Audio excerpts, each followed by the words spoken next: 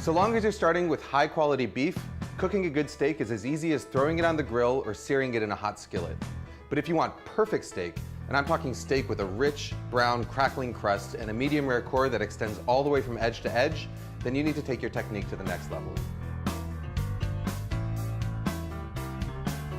Now, traditional methods like broiling, grilling, or searing in a skillet leave you with one problem.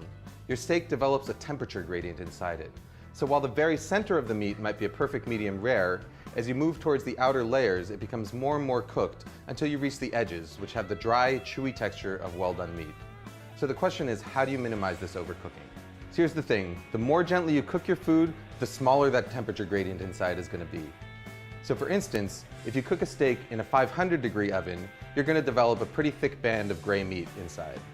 Cook that same steak in a 250-degree oven, and that gray band shrinks significantly.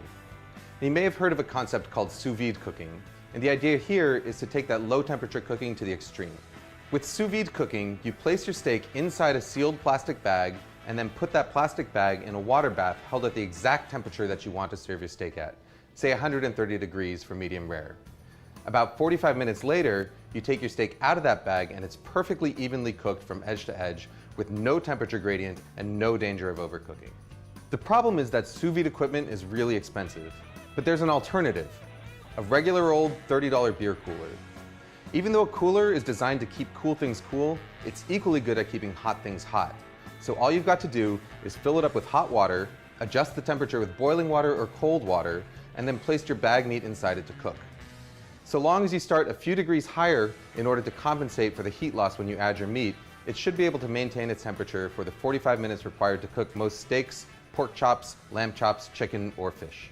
You can cook your meat either in a cryovac style bag or in a regular heavy duty Zipperlock bag.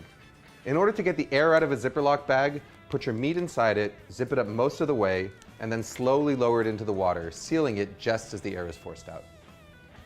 You've probably noticed one glaring problem. Your steak develops no crust or color. You're going to have to add this after it comes out of the cooler.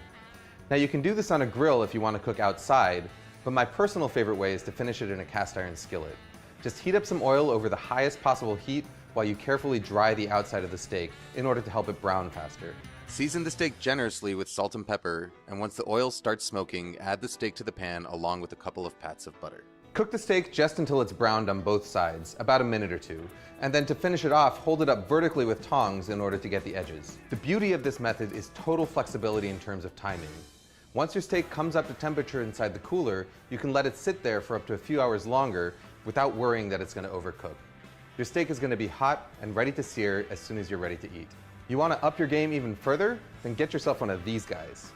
By combining the intense heat of a propane torch with a cast iron skillet, you can get a steakhouse quality char in a matter of moments.